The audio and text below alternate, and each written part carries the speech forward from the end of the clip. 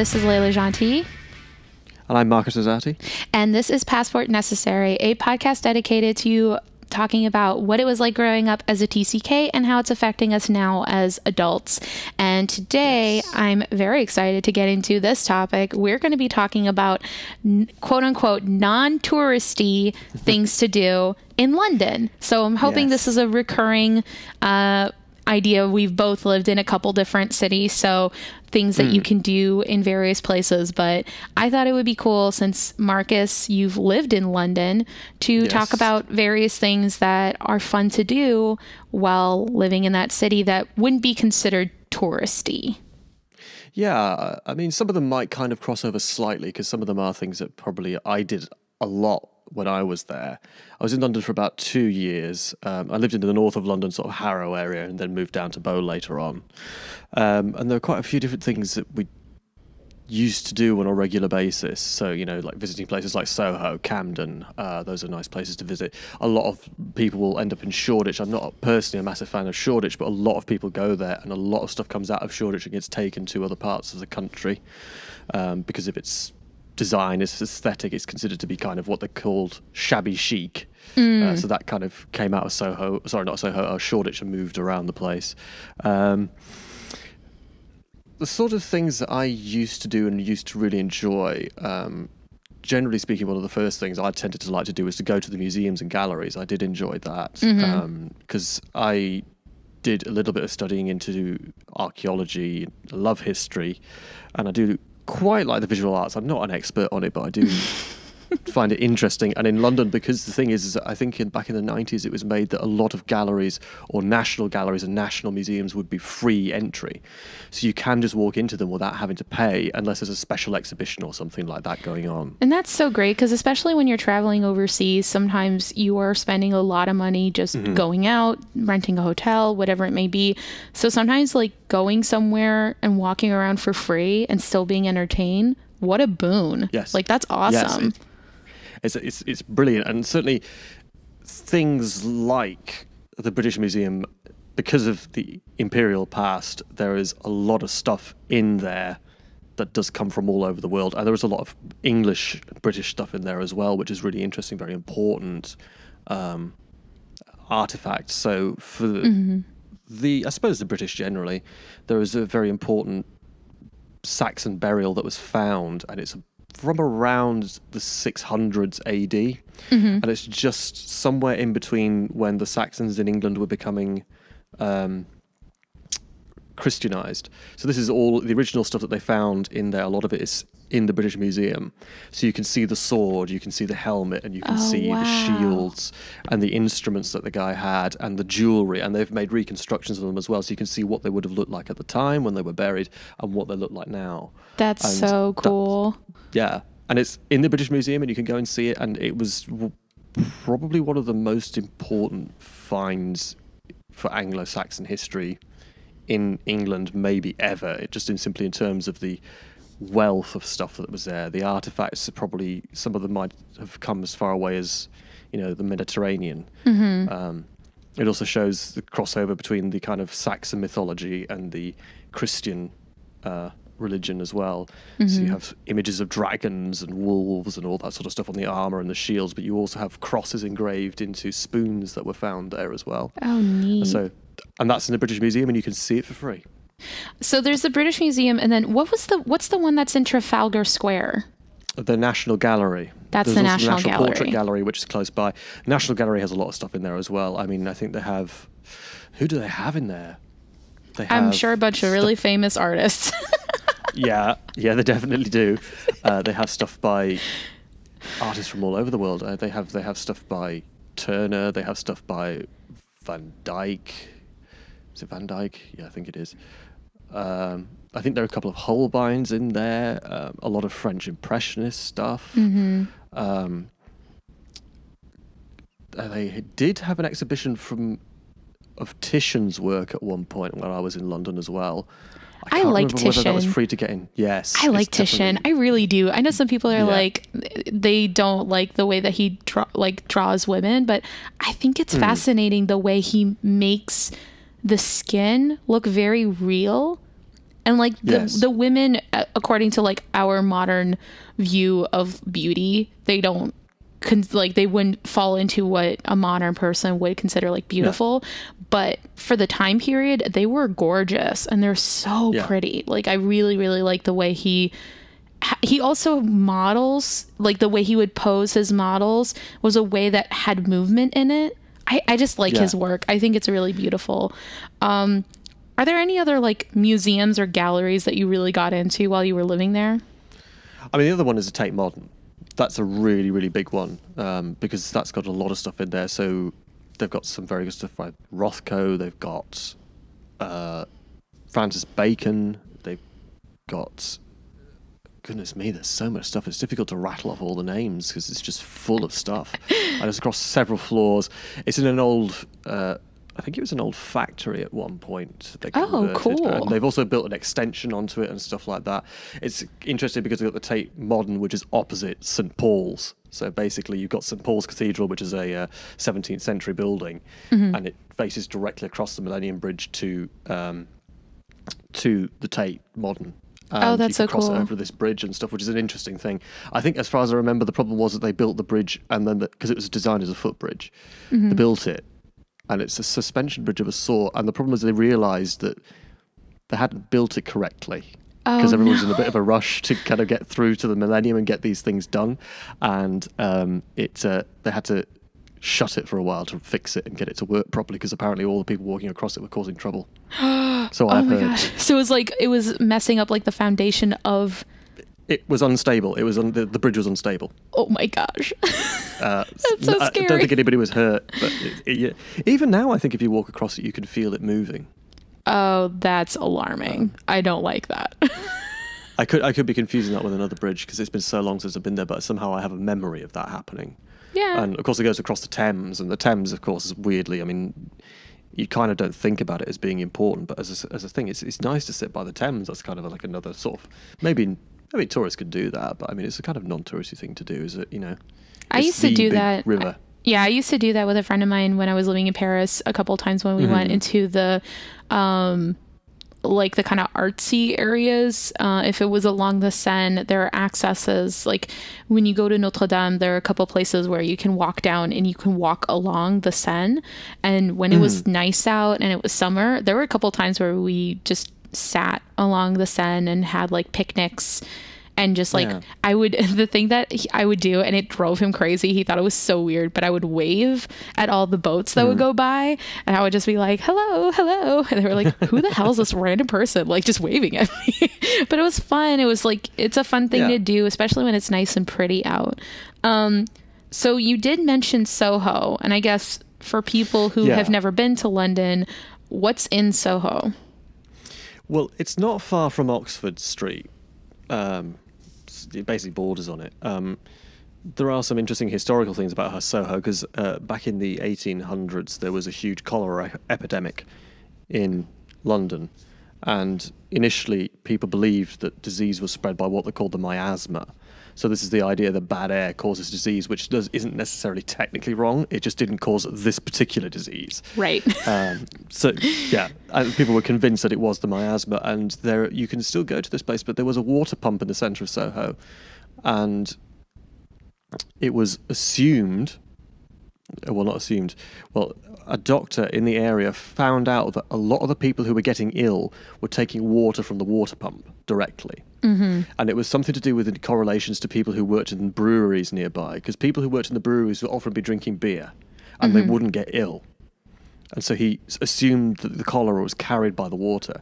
And I think the doctor's name was actually John Snow, if my memory is correct. It was John Snow. Yeah. I recently learned about that with my new job. That was one thing that we went into, was he's considered like one of the founders, one of the like major figures when it comes to epidemiology because of the work and how he like went about finding out who went to the pump and then where did they get this from and who met them. And so that whole passing along is kind of like the foundations of what epidemiology is. So John Snow is not only a famous person from Game of Thrones, he's also a really cool doctor who lived in Soho and battled the cholera epidemic.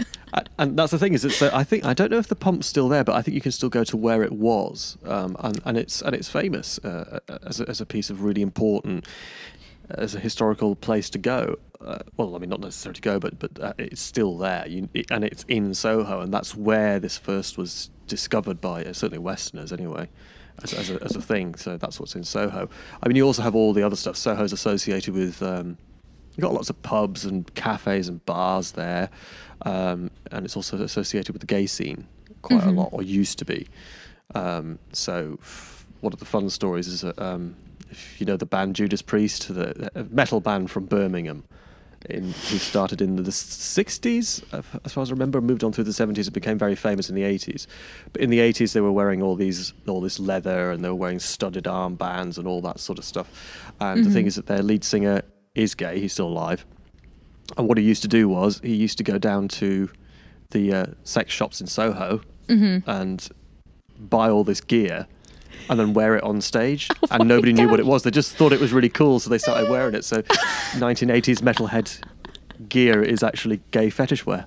I love it so much. If you watch the videos of him in the 1980s, you go, how did nobody know? No, it's seriously, like, there are a couple of times where I'll watch, like, hair metal bands, and I'm like, you guys are straight up wearing, like, borderline sex toys, but definitely fetish wear, and people were just like, oh yeah, that's totally cool. And like now people would be like scandalized, but at the time people didn't even know what it was, so they were like, oh, it's just cool clothes. And it's like, well, it is cool clothes, but it also has other connotations. It does. That's the thing, is it? And it came from and it initially was coming from places in Soho. Oh, that's so and interesting. Some of those places, I don't know if the initial shops are still there, but there are a lot of shops like that in Soho still. I'm not sure why, but I think it's just because of the history of it. Soho's a kind of a bit out there, and I think it has been for a very long time. Certainly, obviously, if Judas Priest were buying stuff there, then it's certainly since the 80s. It was like that. And it's carried on being a bit like that in certain areas. It's very vibrant, very lively. Because there's also a theatre scene in Soho. Yes, I don't know that much about it. I mean, because it's all the theatres are very close to that particular area of town. So you kind of got like Chinatown and Soho sort of border on that. And then I cannot remember the name of the street, and it's gone right on my head. But there are lots of theatres along there. So you would be able to go and see things like, at the time, I can't remember what was on when I was there, but, it'd be like Cats or the Queen musical and stuff like that was all on in that area of London. Quite a few theatres. I was going to say, I distinctly remember one of the times I went to London, I met up with you. It was either in Soho or like near there, and then we were kind of hungry, so we were like, let's go to Chinatown. So we went to Chinatown. Oh yeah. And personally, I had like one of the best Chinese meals ever. I was like, this is great, and it's so cheap, because everything else in London, to me at the time, I was still a student in high school, I was like, everything's expensive. You're like, oh, for a cheap meal, we're gonna go to Chinatown. And it was delicious. It's called the Wong Ki or Wong Kai, depending on your pronunciation, but I'm assuming it's still there, and it's been there. It's certainly been there since my parents last lived in London, so that's back in the 80s, I think it would have been. Oh, wow. It's been that long that's been there. It was really good. It's old. Yeah, it is a good place to go. I mean, it's probably why it survived, is because they know what they're doing. Because it's cheap and you get a good portion for what you're paying for, which is really good. Yeah, especially in London, where it can get expensive. I mean, it's like any capital city. If you aren't paying attention to it and you don't go to places that locals go to, you have a chance of paying a lot of money. You have to be aware of, what places are going to, take advantage of you because you're a tourist, and what places are going to give you a fair shake. So I guess another question I had was, you brought up Camden. What is in the Camden area? Camden has quite a lot of different stuff going for it. I mean, it's sort of like associated with kind of like alternative type clothing. So you like goths, punks, and that sort of thing. So they've got the Camden markets and all that sort of stuff where you can buy these sorts of, what I would just, alternative type stuff. So there's quite a lot of different shops. So they'd be right next door to each other, selling similar stuff, but being different enough from each other in order to be able to survive, obviously. I think it was also called the Camden Horse Market, which is or Stables Market, that's what it is. My memory is coming back. Which has a lot of stuff inside it. So you wander around what I'm assuming used to be the stables, and they've got like food outlets, they've got clothing, they've got jewellery, they've got hat shops, whatever. It's all sorts of stuff, and it's all inside, and a lot of it's covered, and it is really interesting, especially if you want to go clothes shopping, because there are some places where you can actually get some stuff second hand and it's in decent condition, so you can do that. And there is another interesting place. It might only be of interest to very few people, but there is a place called Cecil Sharp House. What that is, there was a man called Cecil Sharp who was very keen on collecting traditional songs. And there is a library with a lot of the recordings and the transcripts of recordings in that house. And you can actually, and I don't know if it's completely open to the public or whether you have to have permission to go in, but you can access it and have a look at some of these old songs that were recorded, I think, at the beginning of the 20th century or around that time, if my memory is correct. And you can find interesting old songs and songs that people still sing and that sort of stuff that might have had a slightly different form at the time and all that sort of stuff. And that's interesting. I don't know how well it's doing with the pandemic going on, but I have seen a concert there once and it was very good. And it's well known amongst what they call the folk community in Britain. That sounds really famous. cool. And then he's in Camden. I can't remember how far it is from the station. I think it's maybe 10-15 minute walk. It's not too far. Yeah. So I know that one of the things I did was, it could be considered touristy, but I know that locals go to it too. Is I got very lucky when I was in London and I did line up for it, but I went to go see Shakespeare at the Globe. That was super cool. Yeah. I waited in line. I was like one of the first couple of people who got in. So I was able to stand with my elbows on the stage. Yeah. I was one of the groundlings and it was awesome. It was so cool. And I got to see Richard III, which was my first ever history play. Like I hadn't even read a history play at that point. I was really into the comedies and I had read one or two tragedies. And I finally got to see a history and it was Richard III. And I remember the whole time watching it and I was totally blown away.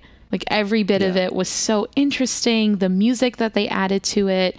And because my elbows were on the stage, there were one or two times where like a skirt would fly and it almost got me. I was just like, this is the best experience. Like this is close to being immersive, but also traditional theater. Oh, it's really cool. Yeah. Yeah. It's a slight tangent, but they had a sort of what they called a pop-up theatre in York that did almost exactly the same thing. And I tended to go into the groundlings because it's a lot more fun. Yeah, it's way better. It's a really good experience. And God, it feels like a lifetime ago with everything that's going on. It's 2019, so went to see The Tempest. And I went to it 3 times. Oh, what? That's with super different cool. people at different times, but I really enjoyed it. Because it was just so worth it, and it was a good performance. The Tempest is a really good play. But then again, I suppose really, if you're watching Richard III in London at what is, I mean, obviously the Globe Theatre now it was rebuilt, I think 10, 15 years ago, something like that. But it gives you a real sort of sense of what it might have been like historically. And people do go to the theatre, and that's a good theatre to go to, because especially if you're going to watch Shakespeare, because that's probably a lot of what it would have felt like at the time. They really do try and stay as close to historically accurate as possible, which means that it's almost like seeing a piece of history, which is really great. Yes. And I think one of the things that I do like about London, the few times that I've gone to visit, is that the arts feel very accessible. This could be coming from a person who didn't live in London, but there definitely was the sense of, you can go see theater. Yeah, you're going to pay for it, but it's not inordinately expensive. Like for 20 to 50 pounds, you could go see a show, depending on what type of show you were seeing. If it was something that in the States we would consider like a Broadway level play, like that would be usually pretty expensive. Like there's theaters here in the States, you're going to pay $75 to $100. And that's considered like on the cheaper end, which doesn't feel very accessible. Whereas I feel like in London, at least from the experiences I had, there was a lot more accessibility when it came to theater. The fact that a lot of the national galleries and museums are free to access. You can donate if you want. A lot of the theaters to go see plays are on the cheaper side because they do get money from the government to produce work. And then there's also like all these smaller things that happen. I know London was a huge place to go see immersive work because they were also getting financed and grants from the government. So they were able to do more non-traditional stuff that, you know, develop theater in a different way. And I'm sure music there's a lot of ways to access and go to shows, even if they're not like large scale concerts. Like going to someone's, like what in the States we would call a basement show is definitely feasible. Oh yeah. There's a lot of stuff like that as well. I mean, like, you know, pub gigs or whatever. There's that sort of stuff that goes on quite a lot. London is a huge city. I mean, I can't remember what the statistics were, but I think as far as I remember, I think it's about 12 million strong at the moment, if memory serves. So it's a big city. I mean, it's the biggest city in Britain by a long, long way. I can't remember the exact stats, but it's... I'm looking at it because I'm curious. It's 9.3 million. Okay, I don't know where the 12 million came from then. It's a 1.38 increase from 2019, I guess. Wow. That's what it says. It's quite a lot. Yeah. Yeah, but it is the biggest city in Britain by a long way. It's interesting. So there's a lot of stuff to do. There's a lot of stuff to see as well. I mean, gig-wise, I suppose, really, it's just finding out where you can go, and it's just basically going to these different places and just turning up at them, and somebody will tell you about, oh, well, there's this one over there that you can go to, which is really good. There's that place over there. So there's a lot of word-of-mouth stuff that would have to be done. But the thing is that's how you find out about anything. Yeah. And with London being as big as it is, you could probably go out every night and not be bored. You would find something to do every night. Yeah. And I think that's one of the things that's always, I mean, anytime you're going to travel somewhere, especially in bigger cities, it always does help to know someone local, because they're going to be able to tell you, like, that's not worth it. Don't go do that. Like, I went with you to a couple places in London, and like, I didn't go to Buckingham Palace. I didn't go to the Eye. Like, I didn't do any of those because it was like, it's not as interesting as people make it out to be. You can go do something else. Like, it makes it more fun because you're getting a new part of the story, and you're also kind of seeing it from a person who lives there. But I still suggest, like, there are certain things, especially in cities where they are getting grants or they are getting money from the government, that makes it so that places of entertainment can be free. You should take advantage of that. And London also has the really cool advantage, not advantage, but it has a great history. Like, there's so much that has happened in London, and there are so many tours that, you're going to pay something, but you can get different types of tours of the city where you get to learn a little bit more, and you get to walk around, you get to keep active, but you also get to learn about the city that you're staying in. And there's so much that has happened in London. There were multiple fires. There's been plagues. Like London's not boring in a historical sense. No, I mean, it's even different parts of London. It's interesting because you've got the area that they call the City of London, which is now all this sort of like banking sector where they've got quite all the skyscrapers and stuff like that. And then you have Westminster, and Westminster is where the government kind of ran things from, and London is further away from that than you would think. You could walk it, but it's not actually as close as you think. The actual seat of power is actually Westminster, which is now part of London, but the old City of London is actually a few miles up the Thames, or a mile or so up the Thames, and there are all sorts of strange things in there. I mean, I think St. Paul's still counts as being part of the old city. I mean, that building itself is actually much later, because it burnt down in 1666 was the fire of London, so the original St. Paul's Cathedral burnt down, and they had to rebuild it. And it was a man called Christopher Wren, is a famous architect in Britain. I'm not sure if he's famous anywhere else, and he decided that he wanted to build a sort of classical style domed cathedral. And initially he had huge trouble with it, because he decided to try and build it in the shape of a Greek cross, or like a basilica. Right. And Britain was not very Catholic at the time, so they're kind of going, no, you can't do that. No, you can't. No. And apparently he was distraught. He was really upset.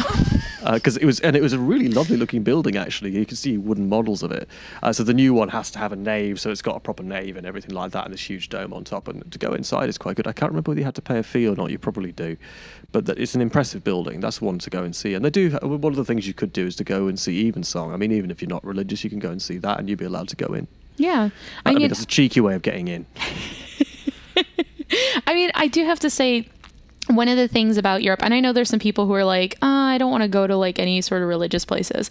And I get it. If you're not religious and that's something you want to avoid, I totally understand. But if you are fascinated by architecture and history, there are some absolutely beautiful, beautiful churches that are in Europe that are worth seeing. Even from a non-religious standpoint. Yes. I mean, to me, the thing is, even if you don't like religion, it would be rather like going to Japan and saying, I don't want to see the temples because I don't like religion. It's like that's not the reason you're going. You're going to see the buildings because the buildings themselves are fantastic. I mean, you'd be cutting out a lot of stuff that you could do because European cities, I mean, it's the equivalent of the temples in Japan. It's the exact same sort of idea. It's just a different religion. And whether you agree with it or not or believe it or not is as far as I'm concerned, neither here nor there when it comes to the cathedrals and stuff like that, because that's European culture. Yeah. Whether you like the religion or not is another matter. But you can't change that past, and that's what the buildings were built for. But they are still beautiful buildings. Yeah, and you should still be respectful. Like, you're going into a place that has a lot of meaning for certain people. So even if it's not important to you and you still want to go see it, still be respectful and follow the customs that are required within the space. Don't be a jerk. That's what I would say. Try and learn the basics. Don't be a jerk. There's so many really cool things in London that you can do that don't involve having to go to like Buckingham Palace, or you can go somewhere and have a really great time and not have to deal with swarms of tourists because that's where they were all told they have to go. Like, there are so many really cool things. I mean, that's certainly one of the other things that you can do is go to the parks. They're very nice. Wander around those. I mean, the St James's Park, which has the large, I suppose it counts as a lake. They call it the Serpentine. And that's really nice to wander around, especially if the weather's nice. If it's summer, that's a good place to go. Regent's Park is another one because often they have the rose gardens there, and they're very nice, and they're not too filled with tourists. They do get tourists coming to see the rose garden, but they're not too bad. They are nice in the summer. St. James Park, that sounds familiar to me, and I don't know why. It's next door to Hyde's Park. It's not far from Buckingham Palace. Okay. Yeah, it's right next door. Because you've got St. James's Park, Green Park, and Hyde Park. They're all quite close together. Green Park's not very interesting. It's a few trees. I was going to say... It's tiny. You know what? I think we walked that together. Probably. I have a feeling we did that. Like, I have a vague memory of you and I walking around a park. Yeah. This was also like a while ago, so my memory is fuzzy, but... It's probably 8-10 years ago, isn't it now? Oh my gosh. Something like that.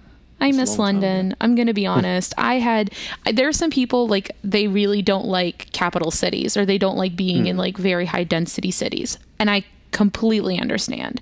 But I'm a person who, like, I go to New York and I love it. I love New York City. I love London. There's certain areas of Paris I like, and there are certain areas I don't. But like, in general, I usually really like large scale cities. I'm not crazy about LA.